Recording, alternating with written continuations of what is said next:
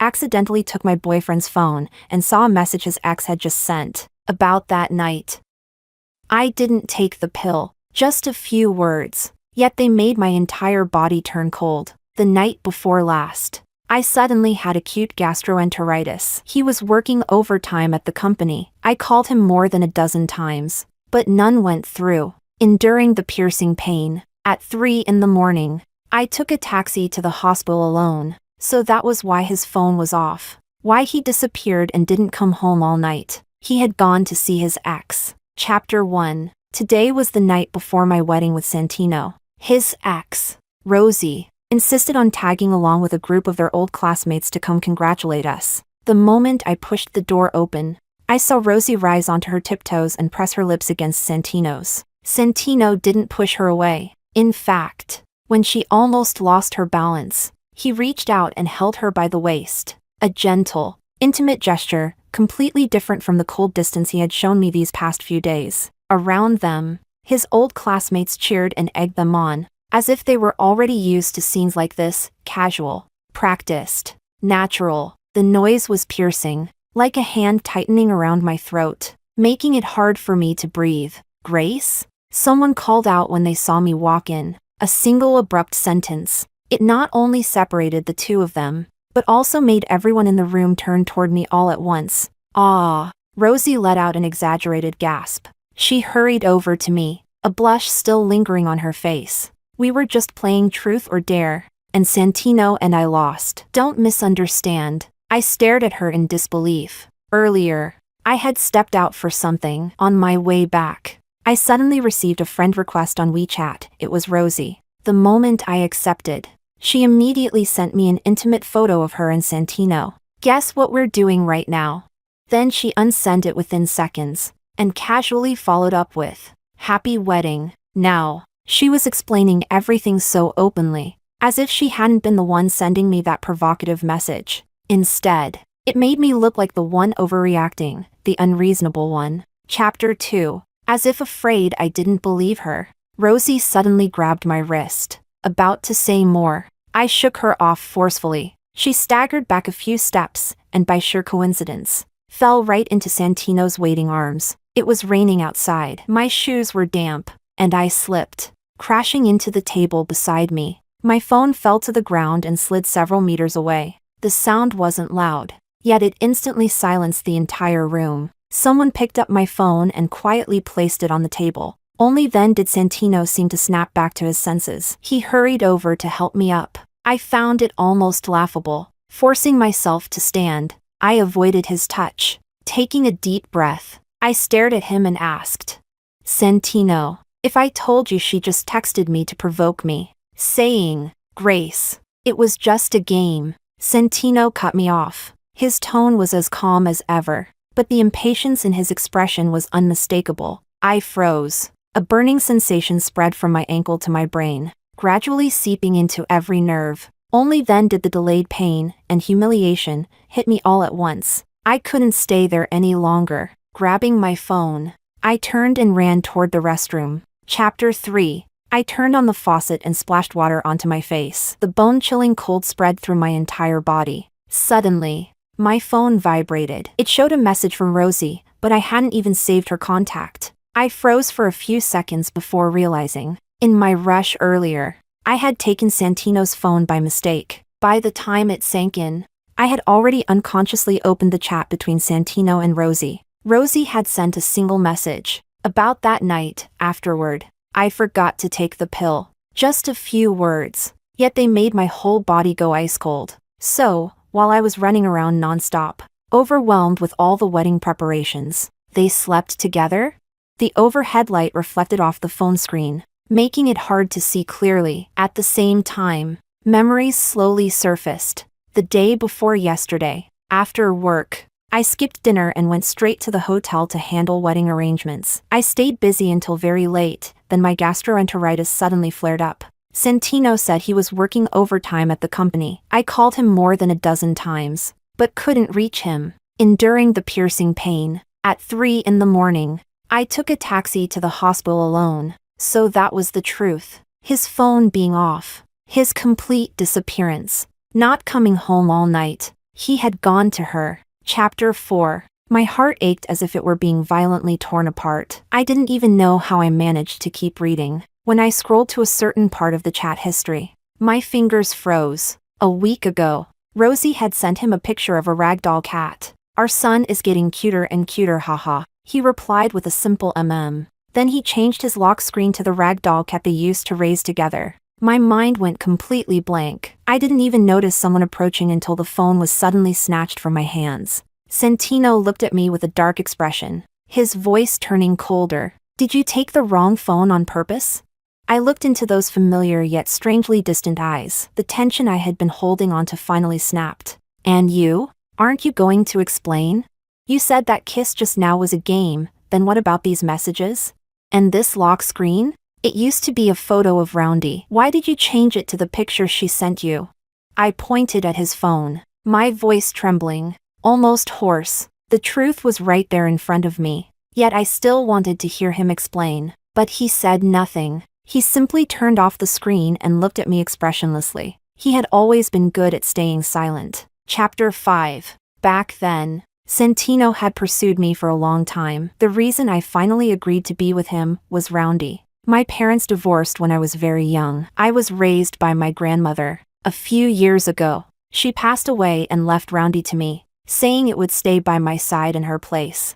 That night, I went out to walk the dog. In just a moment of carelessness, Roundy got lost. I searched almost the entire park. In the end, exhausted, I collapsed onto the ground, hugging my knees and crying in despair. The one who finally helped me find Roundy was Santino. At the time, he was holding the puppy, out of breath, yet spoke as if it were nothing. "When I was jogging just now, I saw a man carrying Roundy, walking in a hurry, probably a dog trafficker." I felt both relieved and terrified at the same time. Tears kept streaming down my face. "Don't cry." Santino, who usually cared a lot about cleanliness, didn't even mind sitting down beside me on the concrete ground. He stayed silent for a while, then let out a soft sigh. "When you cry, I don't know what to do." The moonlight fell on the side of his face as he looked at me, his eyes gentle and sincere. "Roundy will always stay by your side, and so will I." After that night, we got together. We dated for 3 years. Santino treated me well. Everything couples usually do, we did it too. Until 2 months ago, when I accepted his proposal. His college first love, Rosie, suddenly reappeared. At the beginning, it wasn't that I hadn't been worried. To reassure me, whenever Rosie called him or went to see him at his company, Santino would report it to me. He tried very hard, through his actions, to show me that things with her were truly over. But now, seeing them kiss, seeing him replace Roundy's photo, I finally realized that Santino had never forgotten her. I knew I shouldn't cry, but my tears wouldn't stop. They fell one after another, until I was sobbing so hard I could barely breathe, my whole body trembling. Santino stayed silent for a long time before suddenly saying, "You probably don't realize this, but seeing you cry like this, I feel nothing at all." His tone was flat, calmly stating the fact that he no longer loved me. At that moment, my world completely collapsed. Chapter 6. I don't know how long had passed when I received a voice message from my best friend. She said she already knew what had just happened, even through the screen. I could feel the deep guilt in her voice. I froze for a few seconds before it clicked. Back then, my best friend and I went hiking. On the way back, we couldn't get a taxi, so she asked her brother to pick us up. She came from a blended family. Her brother had been living abroad for years and had just returned to the country at the time, so I had never met him. But the call didn't go through. With no other option, she contacted Santino, who happened to be nearby on a business trip. That was how Santino and I met. Maybe that was why she felt so guilty. Right after that, she sent another message. "Don't move. We're coming to the hotel to pick you up." I didn't have the energy to think carefully about that word "we." After splashing my face again, I stood up and prepared to leave. When I turned around, I realized Rosie had come out at some point. She stood behind Santino, quietly looking at me. The pity in her eyes was obvious, and beneath it, a faint trace of mockery and disdain. Chapter 7. That look. I knew it all too well. Over the past 2 months, during the countless coincidental encounters she had deliberately created, she had looked at me with that same subtle yet unmistakable expression. At the time, I couldn't understand it. Santino's attitude toward her had been so cold, almost indifferent, so how could she be so certain, so confident that she would win him back?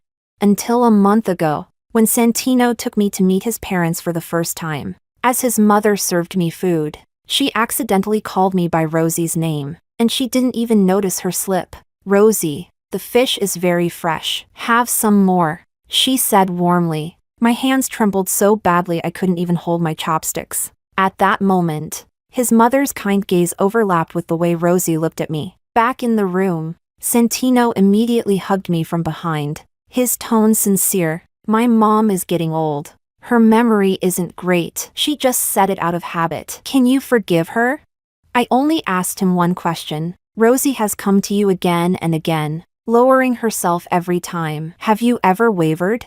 He was silent for a long time. Finally, slowly and firmly, he said in my ear, "My wife. Right now, the only person in my heart is you." The calmness and helplessness in his voice made it impossible for me to doubt him any further. But that entire night, we didn't say another word. He even slept in the study, saying he had work to deal with. Chapter 8. My thoughts returned to the present. I stared blankly at the two people in front of me. The pain of betrayal, of being torn apart, had been growing bit by bit during everything that had just happened. Now, fueled by all the details I had once ignored, it surged wildly, uncontrollably. Santino was my first love, the only person I had ever wanted to spend my life with in all my 20-something years. But I was never that person for him, not in any sense. The only one he had ever truly wanted was Rosie. As I walked past Santino, I suppressed the sorrow inside me, forcing myself to sound calm. "The wedding tomorrow is cancelled. When we get back tonight, we'll explain everything clearly to our parents. Luckily, we haven't registered the marriage yet, they should understand." Without waiting for his response, I left. Only after stepping out of the hotel did I realize the rain hadn't stopped. A hazy mist lingered in the air, blurring everything. The night was growing darker, and the cold seeped relentlessly into my body. I glanced at my phone. I didn't even know what I was hoping for. There were no messages. Suddenly, an umbrella appeared above my head, shielding me from the gloomy sky. The hand holding it was pale, with long, slender fingers. I froze for a moment, thinking it was my best friend, Ollie. But when I met those dark eyes, I swallowed the rest of the name. Boris?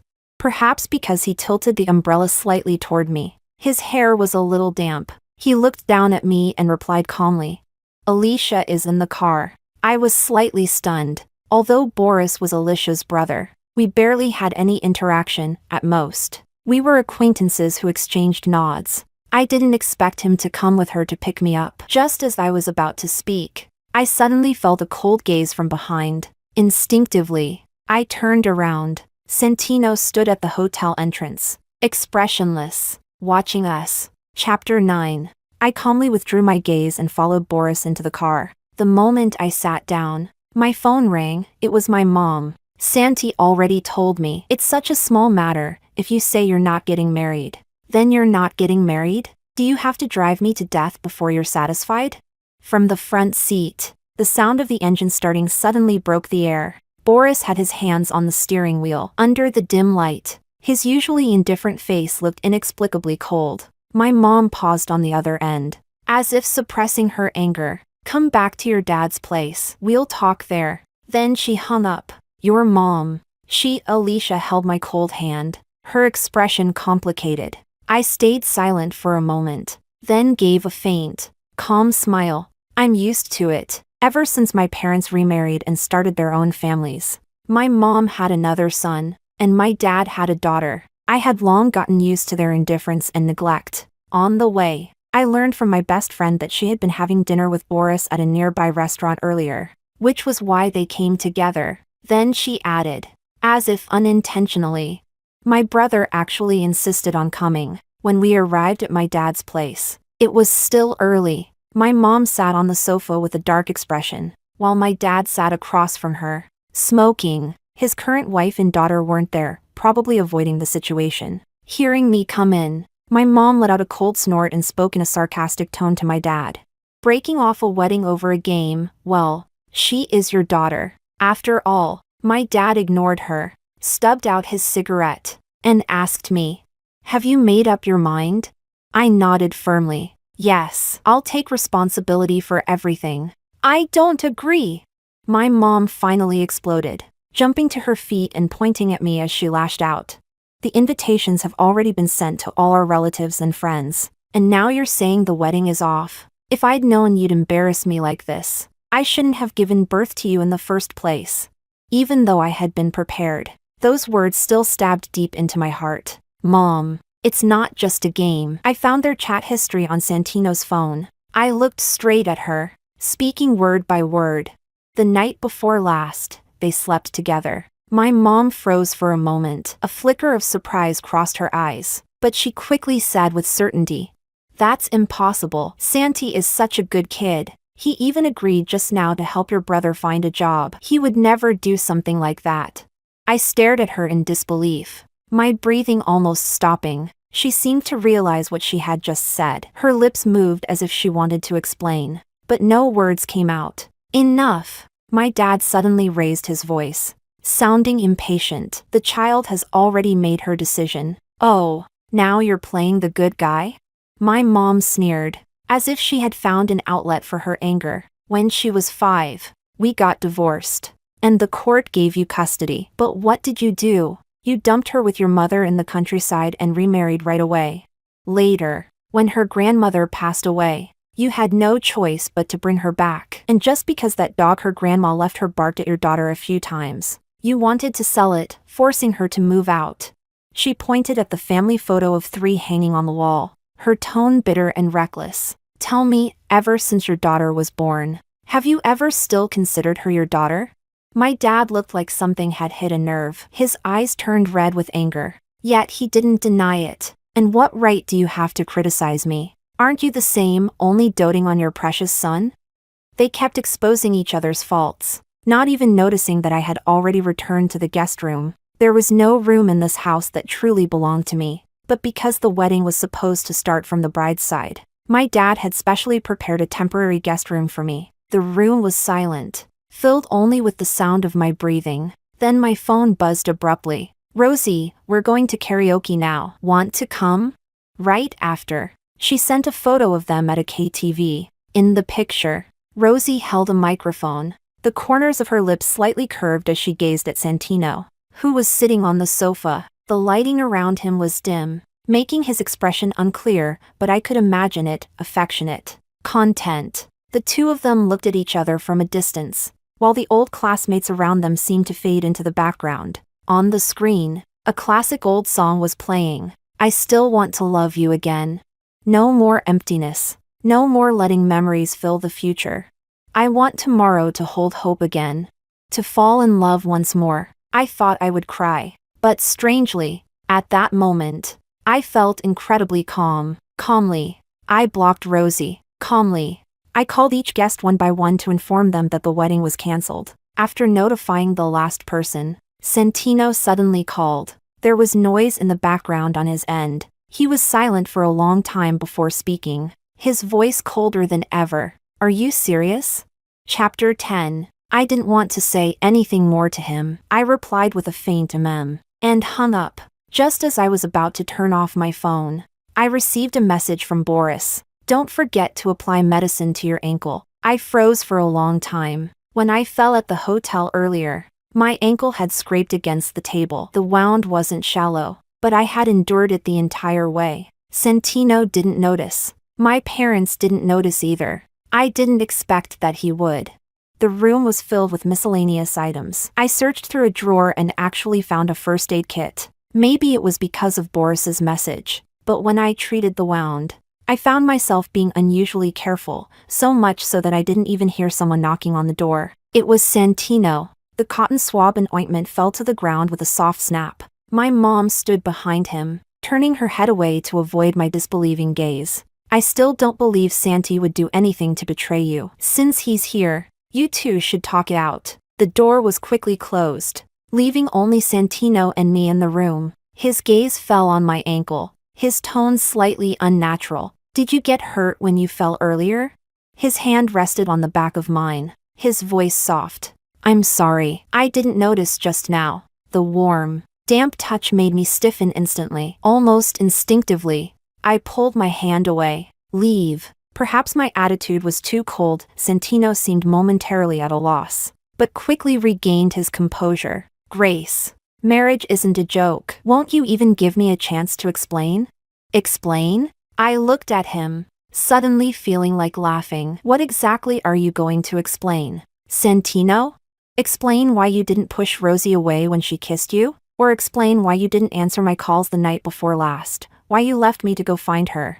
Grace. She and I. When I most wanted to hear your explanation, you chose silence. I cut him off. A delayed apology and explanation meant nothing. Santino was clearly taken aback. Grace. Whether you believe it or not, things between her and me are not what you think. I looked at him without speaking. Recently, a major project at my company ran into serious problems. The night before last, I was in meetings almost the entire night. I left my phone in the office, and there was a power outage. It shut down. I didn't ignore your calls on purpose, and I didn't go to see her. As for what happened at the hotel, one of my classmates borrowed my phone for a while. The lock screen was probably changed then, and later. We took the wrong phones. I don't know what she sent you. He paused for a moment. When I checked, it only showed that she had unsent a message. I froze. Rosie had done something like that before. Because of the project,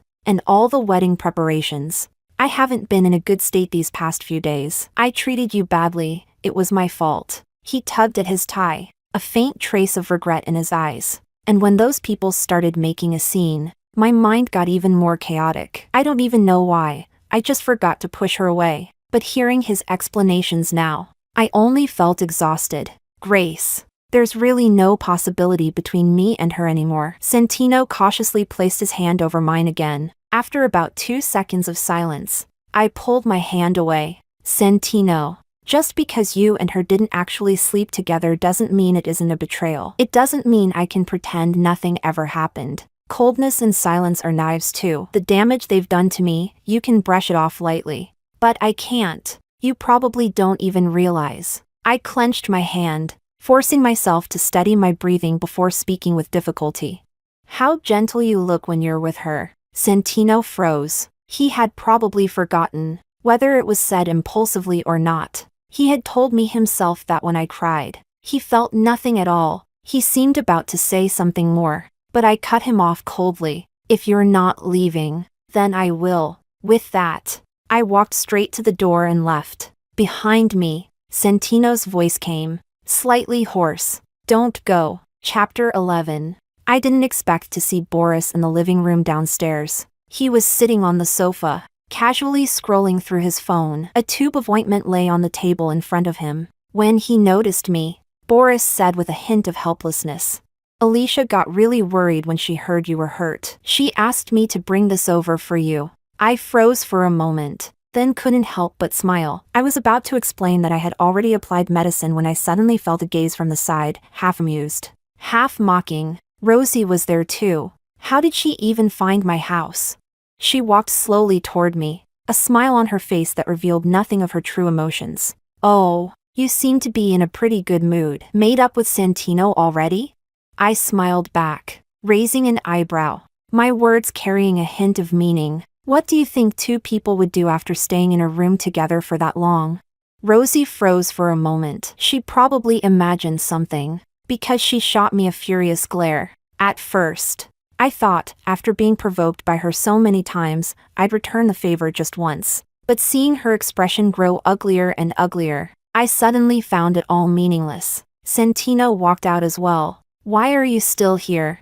That was clearly directed at Rosie and Boris. Boris didn't say anything, but Rosie obviously couldn't take it. You called me over to explain things to her parents in person, and now that you've made up, you're just going to kick me aside? Santino didn't answer. It was as if he had silently admitted it. Watching the way he treated Rosie, I couldn't understand what the point of all this was. Rosie finally broke. Santino, you shouldn't treat me like this. Her whole body stiffened, the pride she once had faded, leaving only pale desperation in her voice. Santino, do you really not want me anymore? Santino didn't speak. He simply placed his hand lightly at my waist, half pulling me into his embrace. Rosie suddenly laughed. Then, calmly, she took out a piece of paper from her bag and handed it to me. It was a pregnancy test report. Her name, Rosie, was clearly printed on it. 1 month pregnant. About the night before last. Yeah, nothing really happened. Rosie stared straight at me, her smile deepening. But a month ago, you two had a fight. He went out drinking. My mind exploded with a loud buzz. Stiffly, I turned my head. Santino was staring at the paper, his face turning deathly pale. Chapter 12. At that moment, it felt as if soaked cotton was lodged in my throat, then slowly turned into sharp steel rods, piercing inward, making it hard even to breathe. His reaction had already said everything. Grace, Santino's eyes were faintly red. Looking at his face, wanting to explain, yet unable to refute anything, I could clearly feel something inside me fading away, bit by bit, until in the end, all that remained was disgust. Santino, no one is forcing you to forget her. You could have stayed loyal in your own emotional world from beginning to end, but why did you have to drag me into this? I drank a lot that night. He was still trying to explain. I cut him off coldly. Don't give me that nonsense about it being an accident, or that you mistook her for me. You don't even have the courage to admit it. That just makes me look down on you even more. Santino's face turned deathly pale as he stood frozen in place. After my grandmother passed away, Santino had been the person who treated me the best. Or maybe, it was my own longing and attachment that magnified that goodness infinitely. But did that mean that just because I lacked love, I deserved to be hurt? Did it mean I didn't deserve a clean, wholehearted love? After a long silence, Santino finally spoke softly. I'm sorry. The room was dimly lit. He turned around and walked toward the door, step by step. When his figure completely disappeared, Rosie looked at me and smiled smugly, her beautiful face full of arrogance. Now do you understand? You'll never win against me. I looked at her, speechless. For a moment, I couldn't help but wonder, was she really Santino's college classmate? Or rather, did she even go to college with that brain of hers? Before I could say anything, a low voice came from behind me. If you're 1 month pregnant, then for the child's future, I'd suggest getting a CT scan and an MRI as soon as possible. Rosie frowned. What do you mean? Boris spoke calmly, unhurried. When there's a functional disorder in the brain, only through proper examination can you determine the nature of the condition and whether there's a genetic risk. I froze for a moment, then burst out laughing. Rosie reacted as well. Damn, are you saying there's something wrong with my brain? Boris didn't deny it. Even if it can't be cured, you should still seek treatment actively. Rosie stormed off in anger. As she left, she kept cursing under her breath, just like some other person's little dog losing an argument to my roundie. I laughed so hard I couldn't recover for quite a while. When I turned around, I realized Boris had been watching me the whole time. Seeing me look back, he remained calm. Get some rest. I've completed the task Alicia gave me. It's time for me to go. I walked to the balcony and watched his car disappear from view, slowly letting out a breath. As soon as I returned to the room, Alicia called. Rosie is pregnant? I froze for a moment, then told her everything that had just happened. At the end, I couldn't help but praise Boris's savage comeback, but Alicia seemed to catch something off. Huh? My brother went to your place? Didn't he say he had something to do at the company? Chapter 13. After that day, I moved in with Alicia temporarily, planning to find my own place before moving out. The things I left at Santino's, I'd go back for them another time. Boris had gone abroad for business and wouldn't be back for at least a month. That was exactly why I didn't refuse Alicia's kindness. Over the past few days, my parents had called me several times, but I didn't answer. Santino didn't try to contact me either. From Alicia, I heard that Rosie had already moved into Santino's mother's house, taking care of her attentively. But no matter how much his mother tried to persuade him, Santino hadn't gone back even once. But none of that had anything to do with me anymore. That day, to celebrate me finding a new place, Alicia and I decided to try ice skating. When we arrived at the rink, it was still early, so there weren't many people, perfect for learning. Alicia might seem bold on the surface, but the moment she stepped onto the ice, she clung tightly to the railing, her lips trembling. No way. I'm still scared of falling. You go ahead first. Once I mentally prepare myself, I'll come find you. I had no choice but to move along the railing on my own, step by step. My sense of balance wasn't great, so I didn't really know how to skate. The last time I came here was also my first time. After about half an hour, I let go of the railing and slowly stood up. Suddenly, someone skated past me at high speed. Caught off guard, I lost my balance and was about to fall. Careful. A low, familiar voice sounded by my ear. A hand landed on my waist, steadying me firmly. I looked up and met those dark eyes. I froze. I hadn't expected it to be Boris. He must have just gotten off the plane, dressed in a black trench coat. His figure looked tall and sharp. The moment I landed, Alicia texted me. She said you two were here skating and asked me to come pick you up. Boris explained his sudden appearance. You still don't know how to skate? I casually hummed in response, then suddenly caught something. Still? But Boris didn't elaborate. He let go of my waist. The moment he did, I instinctively grabbed the railing again, as if losing my sense of security. Boris fell silent for a few seconds, then let out a low laugh. After laughing enough, he slowly took off his coat, draped it over the railing, and lightly tapped it with his fingers. Want me to teach you? His voice wasn't as cool and distant as usual, it carried a relaxed warmth. His laughter made my cheeks heat up, and an inexplicable competitive spirit rose in me. I didn't refuse. Instead, I said openly, "Then I'll be counting on you." If it weren't for this skating session, I wouldn't have known Boris had such patience. He slowed everything down, patiently explaining how to move, what techniques to use. Aside from the one time I accidentally fell into him when his body stiffened for a brief moment, he remained completely at ease. After skating for a while, I realized I was falling less and less. Excited, I turned my head. "I think I've got it." Boris looked at me steadily, a smile in his voice. You've graduated." His eyes were bright, deep, like a pool of calm, clear water. He usually looked at people with a detached gaze, but now there was something more in them. I couldn't help but pause for a moment. After leaving the rink, Alicia was suddenly called back to the company to revise a proposal, so it was just Boris and me in the car. I thought he would say something, but he didn't. He simply focused on driving. Just as I started to wonder if I had been overthinking things, Boris pulled the car over. "Actually, I kind of regret it." I blinked, slightly confused. "Huh?" At the time, Alicia called me many times, saying you couldn't get a ride and asking me to pick you up. But I missed all her calls because I was busy with a project. And then, Alicia had called Santino. Boris turned his head and looked at me. "Actually, the first time I ever saw you was right here, at this ice rink." Chapter 14. 3 years ago, I had indeed come here once. My dad brought my 6-year-old sister to skate and took me along. At that time, you seemed to be here with your family. Your dad was teaching your little sister how to skate, and you were just quietly holding onto the railing, watching from the side. Later, you tried letting go of the railing to skate on your own, but you couldn't get the hang of it, so you went to ask your dad for help, but he seemed busy, standing with his back to you, talking on the phone. I clenched my hand slightly. That distant memory gradually became clearer under his narration. Then your sister was suddenly bumped into by someone. You instinctively skated over and acted as a human cushion for her.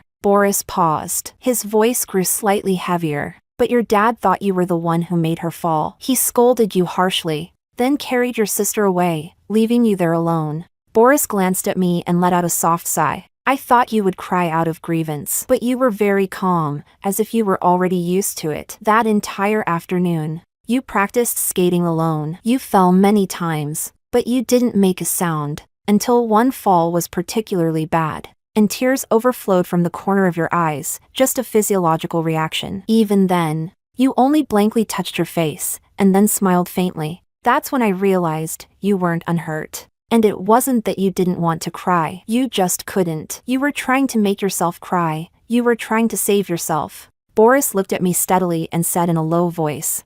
That was the first time I ever felt heartache for a girl I didn't even know. I froze for a long moment before finally speaking. When I got home, my dad apologized. He said that while returning the skates, someone told him my sister wasn't pushed by me. Later, to make up for it, he bought me a very expensive pair of skates. But I never went skating again after that. Realizing something, before I could even ask, Boris answered.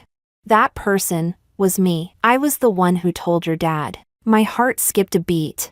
Boris looked at me. After that missed chance, the next time I saw you, you were already with Santino. After getting out of the car, I was still in a daze and almost tripped over a stone. Boris caught me by the waist again. Naturally, almost habitually, his tone calm. Watch your step. I didn't watch my step. I looked at him. I opened my mouth, about to say something, when a familiar voice came from behind. Grace. Chapter 15. Santino stood under the tree. In the pale moonlight, his face looked blurred, making it hard to read his expression. When he walked closer, I realized he had lost quite a bit of weight over the past month. There was a faint exhaustion in his features. The moment I spoke, my tone carried sarcasm. Shouldn't you be taking care of the one at your house? What are you doing here? Santino seemed not to hear me. His gaze lingered between Boris and me. His voice strained to the extreme. You're being so close with him, how far have you two gone?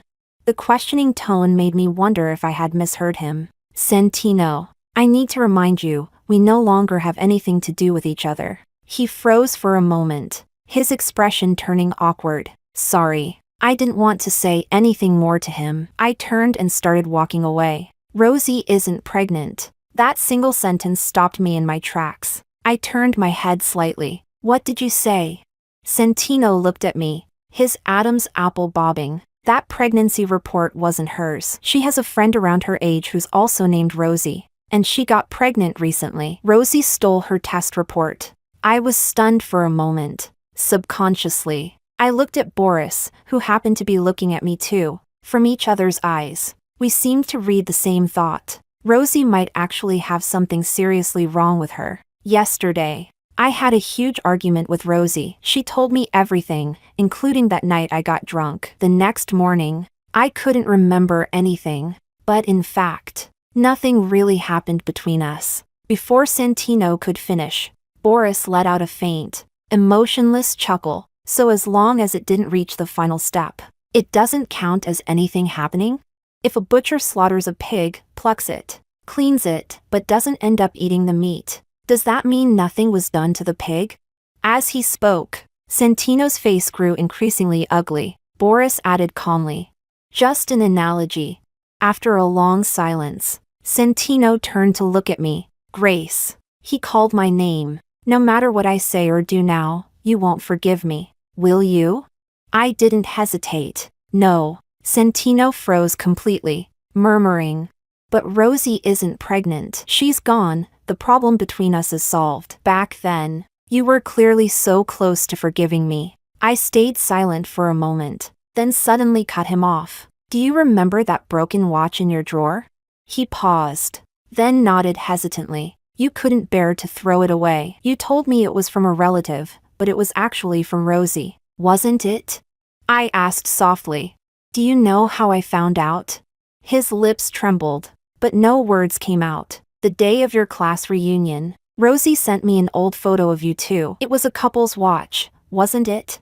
The expression on Santino's face froze. I smiled faintly. The one who hurt me was never her. It was you, the one who kept giving her chances to hurt me again and again. Santino's already reddened eyes turned completely bloodshot. Looking at his pale face, I said softly, I never want to see you again. Chapter 16, Epilogue. After that day, Santino never appeared in front of me again. After I moved, Alicia often came over to stay at my place, saying she had gotten used to sleeping with me. Every night, Boris would video call her. After chatting for a bit, he would very naturally shift the conversation to me sitting beside her. Over time, I even started to feel like I was the one talking to Boris every night. On weekends, the three of us would often go hiking, but Alicia would always back out at the last minute, complaining about being tired. So every time, it ended up being just Boris and me. Of course, I knew Alicia was creating opportunities for us,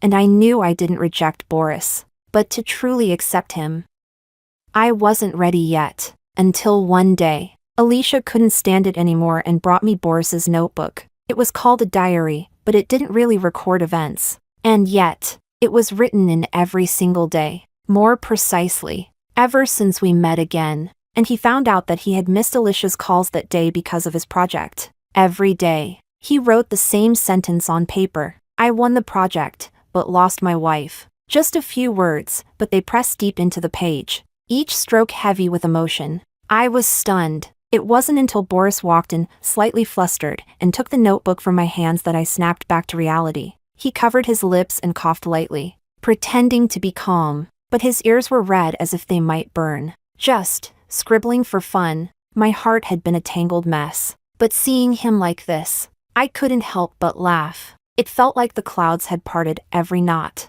Every lingering attachment dissolved in an instant. I had always lacked a sense of security. What I wanted was a love that was pure, wholehearted. And now, wasn't that person right in front of me?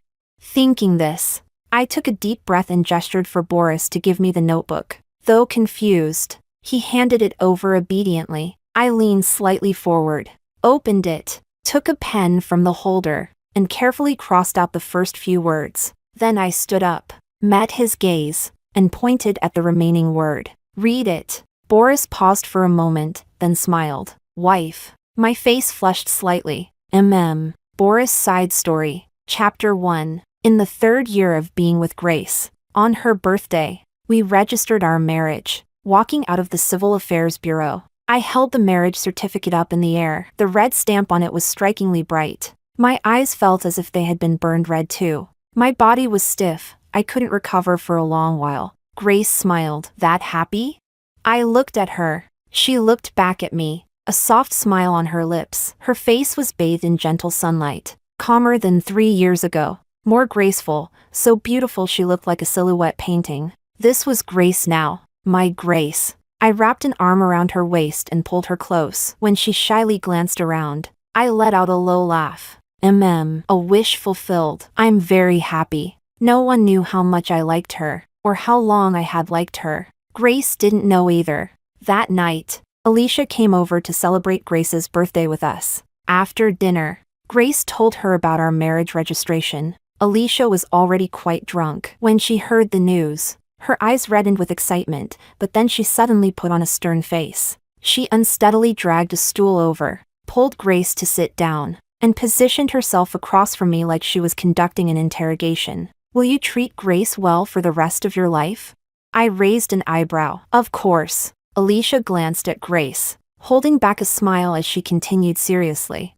Don't answer too quickly. What if one day your ex suddenly shows up? I cut her off. I don't have an ex. Oh right. Alicia hiccuped. You don't even have female friends. Last question. She stared straight at me, her expression turning serious. Why do you like Grace?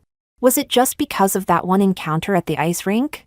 You didn't even speak to each other back then. Is that really enough to make you think about her for 3 years? I paused slightly and turned my head to look at Grace. She still looked calm, but her fingers were lightly tapping on the table, a small habit she had whenever she was nervous. Clearly, she was curious too. Chapter 2. The first time I saw Grace wasn't actually at the ice rink. When I was very young, I was once kidnapped. The person who took me was my biological mother. At the time, she wrapped my face with a headscarf, held me tightly in her arms, and took me onto a long-distance bus. The road was mountainous, the ride rough and bumpy. Half asleep, I seemed to feel large tears falling onto my face. Boris, don't blame me. If you have to blame someone, blame your father. He's the one who wronged us. After 3 days and 3 nights on the bus, and a long journey through mountain paths, we arrived at a very remote village. She said she didn't even know where we were. That way, my father would never be able to find us. After settling down, my mother would lock me alone inside the house. At night, she would come back drunk. She hated looking into my eyes, because whenever she saw me, she would think of my father, then lose control, beating me, choking me. That time, I was beaten until I lay on the ground, unable to move. She panicked, knelt beside me, and held me as she cried. From her incoherent words, I finally learned everything. My father's first wife couldn't have children. They had made an agreement. My father would marry another woman, have a child, and then remarry his first wife. My mother was that unfortunate woman. She was deceived by my father in the name of love, gave birth to his child, quit her job to become a housewife, and was then ruthlessly abandoned. What broke her the most was that my father had never loved her. After remarrying his first wife, he immediately had a vasectomy, as if to promise that his marriage with my mother had only been a mistake, and a mistake that would never happen again. So my mother completely lost her mind. She took me away, his only child. She wanted my father to suffer for the rest of his life. After that incident, she seemed to grow afraid. She stopped locking me in the house. She stopped beating me, but she came home later and later each night. Every time, I would go out to look for her and bring her back, drunk and unconscious. One time, when I went to find her, a storm broke out. The road was narrow, everything around me dark. I missed my step and fell into a pond. I shouted for help, calling for my mom, for my dad, but no matter how hard I screamed, my voice dissolved into the cold water like the faint buzzing of a fly. Before I lost consciousness, I don't know if it was my imagination, but I thought I saw a flash of red clothing. When I woke up again, I found myself lying on a clean bed. Not at home. You're awake. Startled by the sudden voice, I turned my head slightly and met a pair of bright eyes. That was the very first time I met Grace. Chapter 3. Grace gently placed a towel on my forehead. The coolness immediately eased the pain there. Her grandmother walked over with a bowl of porridge. She told me that, luckily, when Grace passed by the pond, she noticed someone in the water and quickly ran to find nearby people to rescue me. I paused for a moment, then looked into Grace's eyes and said seriously, "Thank you." Her face flushed red, clearly embarrassed. "And no need to thank me." I glanced at the clock on the wall. It was already 11. I didn't know if my mother had gone back yet. Grace asked me many questions. "Why did you fall into the pond?"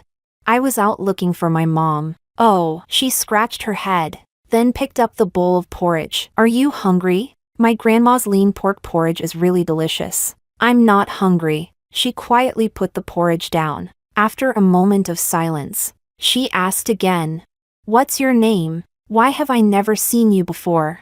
I didn't answer that question. If I gave my name so easily, and my father somehow found me, I didn't know what my mother would have to face. She had already been hurt once by him. I couldn't let her be hurt again because of me. After staying a while longer, when my headache eased, I left. From behind me, I faintly heard Grace's voice. "We're friends now. You can come find me to play anytime."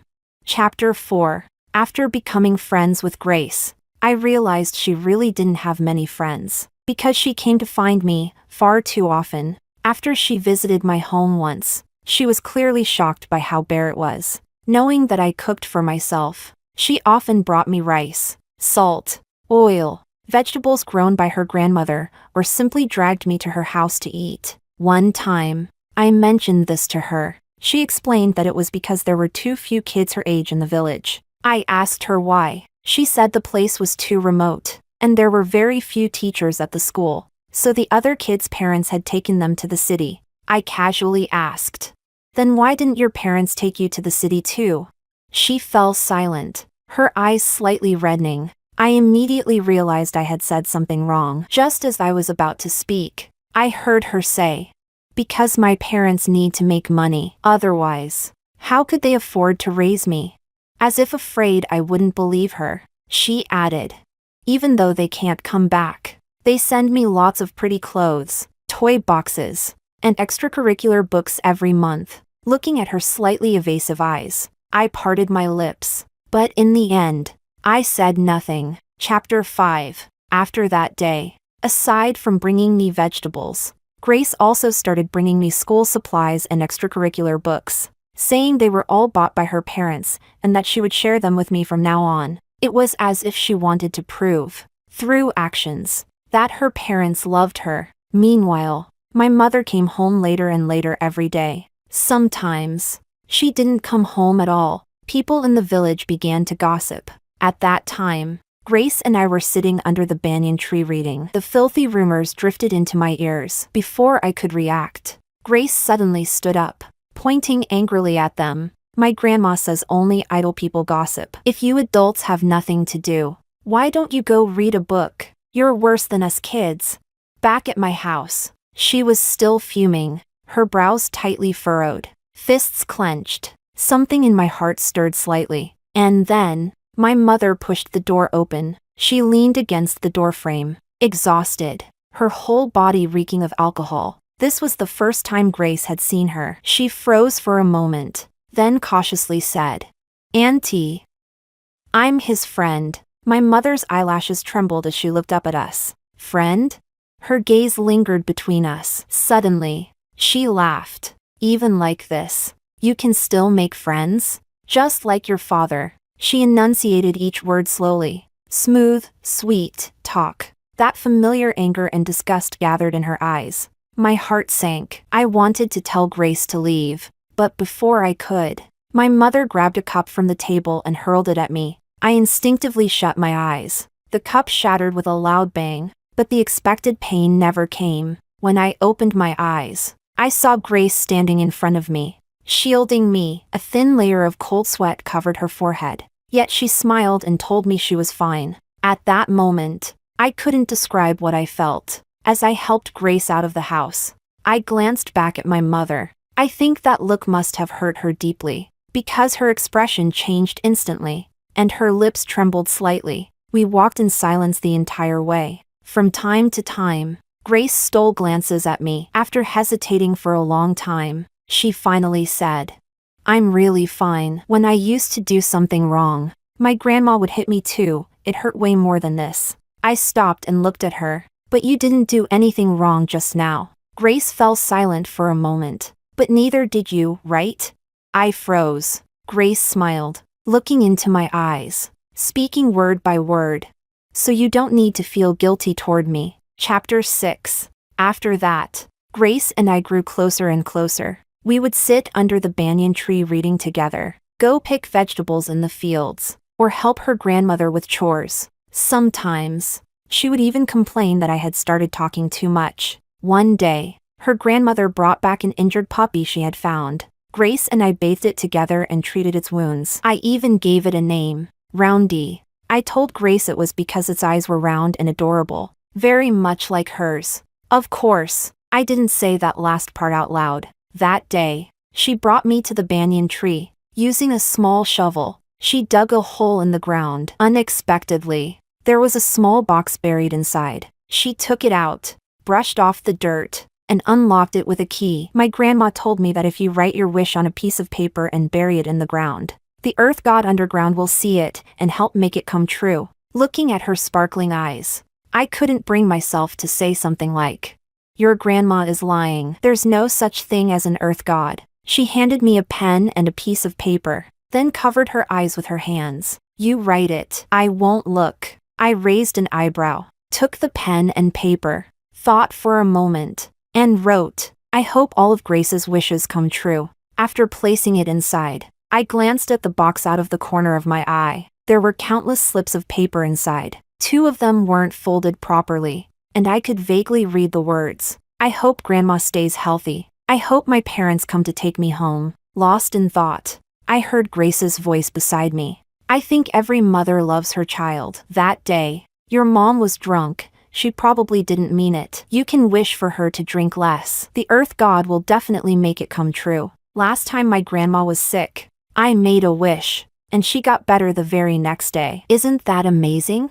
But, she suddenly lowered her gaze, her voice turning softer. "Sometimes the earth god makes mistakes. If a wish doesn't come true once in a while, we shouldn't blame him." Something in my chest tightened. I took her hand and said slowly, firmly, The Earth God won't miss a single wish. Even if not now, one day, it will come true. She looked at me blankly. Something flickered in her eyes, and then she turned her face away slightly. Chapter 7. Just when I thought life would continue peacefully like that, my father found me. Ignoring my struggle, he dragged me into his car, started the engine, and drove away. In my hand, I was still holding a bamboo dragonfly I had just made, planning to give it to Grace. Just one more turn, and I would have reached her house. After returning home, I went on a hunger strike. I wanted to go back. My father stubbed out his cigarette, both distressed and angry. Look at how thin you've gotten this past month. Why are you still thinking about that heartless mother of yours?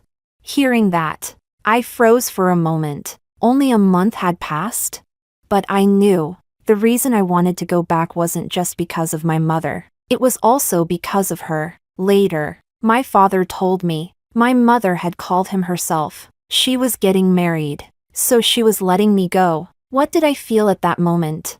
There was no relief. Only pain, spreading endlessly, so suffocating it felt like I couldn't breathe. She wasn't letting me go. She simply didn't want me anymore. During that time, I tried every way I could to go back, but I was too young. I had no way to fight against my father. Just as I was about to give up, my father's wife got pregnant. How ridiculous. How absurd. They had schemed a marriage under false pretenses and hurt my mother. They were the root of everything. One of them was infertile. The other had undergone sterilization. The chance of pregnancy was almost non-existent. And yet, it happened. After my younger brother was born, my father's wife grew increasingly displeased with me. She argued with my father constantly. Gradually, even the way my father looked at me became filled with impatience. A friend of my father's, who had settled abroad, had been married for years without children. My father's wife suggested giving me up for adoption to him. My father agreed. Before leaving the country, I made one request. I wanted to return to that small, remote village where my mother had taken me, to find someone, at the very least, to tell her my name. My name is Boris. Grace. My name is Boris. Chapter 8. When I went back, I learned that just a few days earlier, Grace had been taken away by her father. For a moment, I didn't know how to react. Was I happy for her?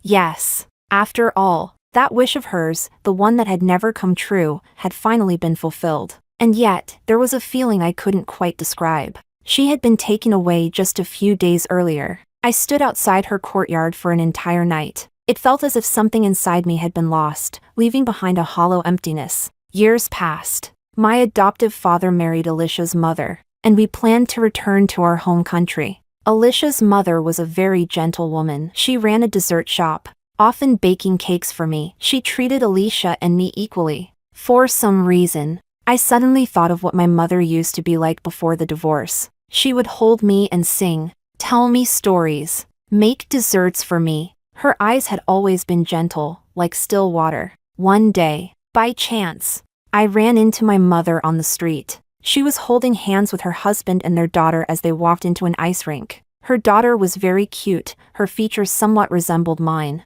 and my mother gently supported her, patiently teaching her how to skate. It felt as if everyone had returned to their proper place. No more sadness, no more pain. Everyone, except me. In a moment of distraction, I thought I saw Grace. I assumed it was just my imagination, but after looking again and again, it was really her. Even after nearly 10 years, the moment I saw her again, my heart trembled with a strange emotion. After she had been taken away by her father, her life didn't seem to have gone well. I watched as she was misunderstood by him. I watched him storm off angrily. I watched her skate expressionlessly, falling over and over again. In the end, I couldn't hold back anymore. I walked toward the exit and, when her father was returning the skates, I told him that it wasn't her who pushed her sister. When I went back, she was already gone. Later, Alicia went hiking with her best friend. They couldn't get a ride back,